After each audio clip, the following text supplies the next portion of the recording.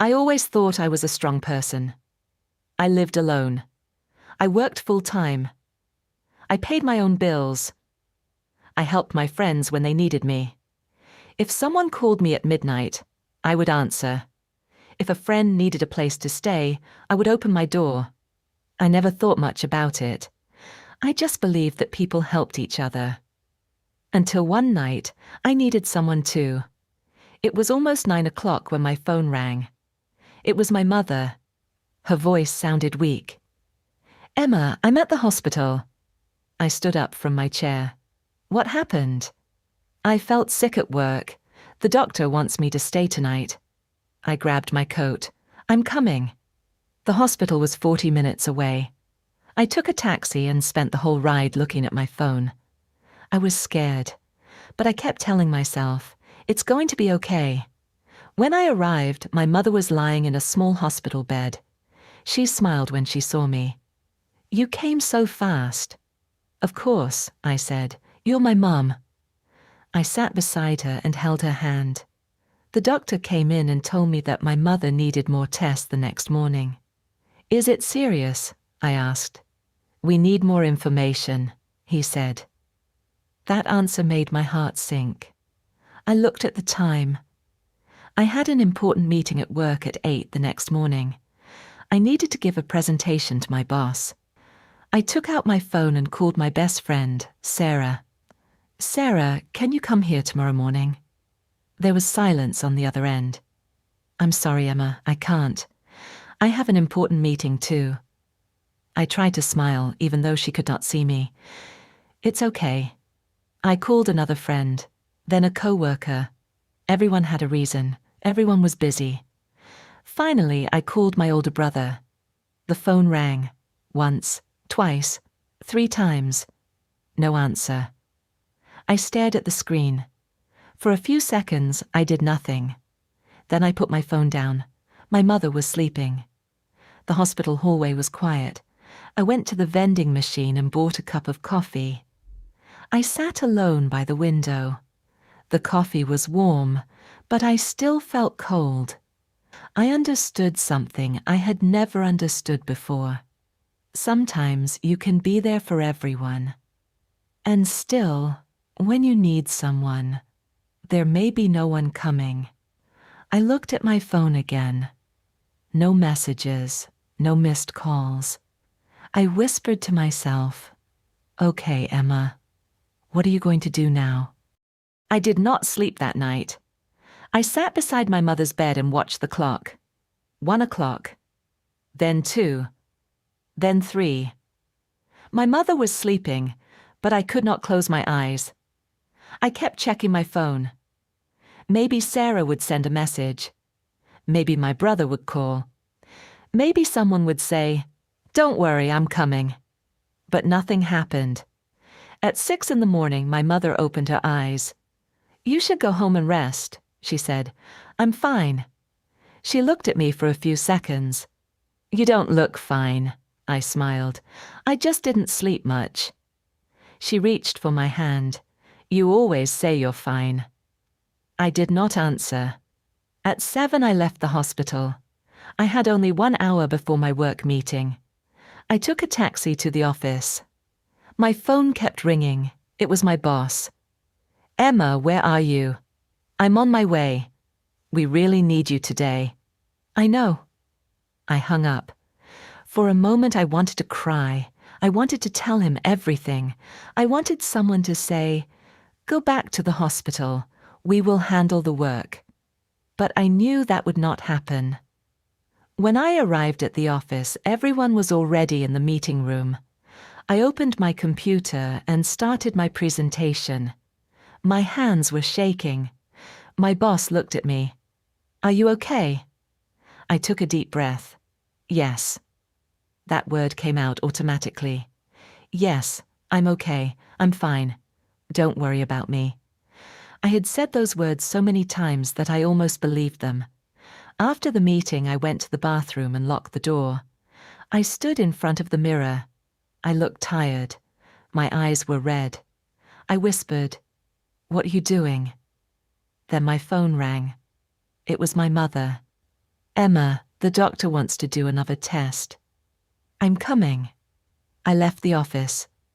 On the train, I checked my phone again. Still nothing from my friends. I felt angry. I had helped Sarah when she broke up with her boyfriend. I had stayed with her for 3 nights. I had helped my co-worker finish a project when he was sick. So why was nobody there for me? I knew people had their own lives. I knew they were not bad people. But knowing that did not make it hurt less. That evening, I sat beside my mother again. She looked at me and said, "You look very tired." "I'm fine, Mom." She was quiet for a moment. Then she said something that stayed with me. "You don't have to be strong all the time." I looked down. My eyes filled with tears. Because that was exactly what I wanted to hear. But the person I wanted to hear it from never came. That night, at 2 a.m, I looked at my phone one last time. Then I turned it off. I stopped waiting. If nobody was coming, maybe I had to learn how to go on by myself. The next morning, things became worse. At 8 o'clock, my boss called me.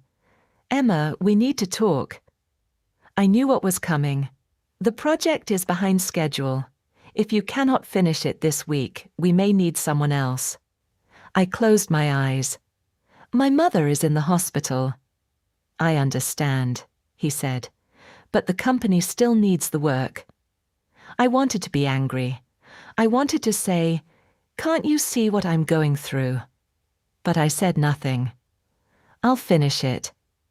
After the call, I went back to my mother's room. The doctor gave us another list of tests. My mother looked at me.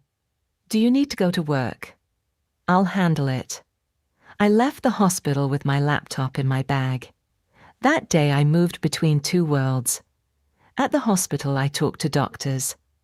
On the train I answered work messages. At the office I worked on my presentation. At lunch I ate a small piece of bread.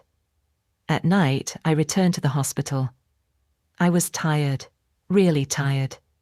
But something had changed. I stopped checking my phone. I stopped waiting for Sarah. I stopped waiting for my brother. I stopped hoping that someone would suddenly appear and make everything easier. Nobody was coming. It hurt to accept that. But it also made things simple. If nobody was coming, then I had to move. I had to make the phone calls. I had to finish the work. I had to stay beside my mother. I could cry later. I could be afraid later. But right now, I had to act. That night, I sat beside my mother's bed. She was sleeping peacefully. I looked at her and whispered, "Mom, I'm scared." For the first time, I did not say, "I'm fine." I was not fine. But I was still there. And somehow that was enough. I took a deep breath. Tomorrow would still be difficult. But I knew what I had to do. I had to face it. Alone. The next few days were hard. I slept only a few hours every night. I worked during the day. I stayed with my mother at night. Sometimes I cried in the bathroom. Then I washed my face and went back to work. I was not suddenly strong. I was still tired. I was still afraid. But I stopped asking, "Who will help me?" Instead, I started asking, "What can I do now?" That small change made a big difference. I made a simple plan every morning. First, I called the hospital. Then I finished my most important work. After work, I went back to my mother. I stopped trying to do everything perfectly. I just did what I could. One morning, my boss called me into his office. "I heard about your mother," he said. I looked at him. "I'm sorry I didn't understand your situation." I did not know what to say. Then he said, "Take tomorrow off. We can wait." For the first time in many days, I felt a little lighter. That evening I went to the hospital. My mother was sitting by the window. The doctor said her condition was getting better. I sat beside her. She smiled. "You look different." I laughed. Different? Yes, you look tired, but you look calmer. I thought about her words. Maybe she was right. I had learned something during those difficult days. Being alone was painful, but being alone did not mean I was helpless. I could ask for help. People might say yes, they might say no. I could not control that, but I could control what I did next. A few days later, Sarah finally came to the hospital. She stood at the door with a small bag in her hand. "I'm sorry," she said. I looked at her. For a moment, I remembered how angry I had been. Then I smiled.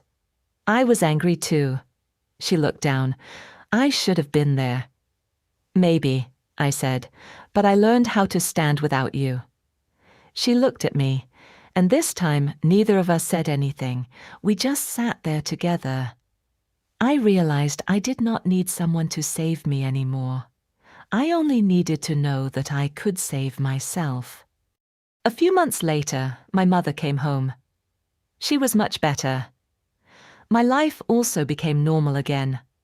I went back to work. I cooked dinner. I took walks after work. Sometimes I still thought about those difficult nights, but I no longer felt angry. One evening, Sarah called me. Her voice was shaking. "Emma, I don't know what to do." She was having a hard time. I listened to her quietly. I did not tell her, "Don't worry, I will fix everything." Instead, I said, "I'm here. Tell me what happened." We talked for almost an hour. After the call, I sat by my window. I suddenly remembered myself in that hospital hallway.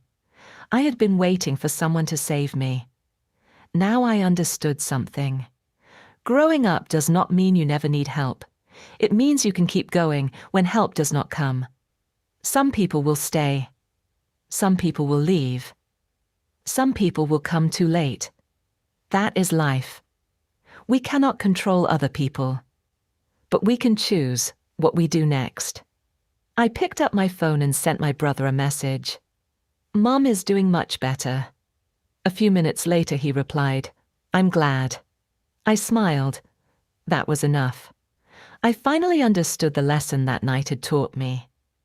Sometimes the hardest moment in life is the moment when you realize nobody is coming. But sometimes that is also the moment you discover something beautiful. You are stronger than you thought, and you could save yourself.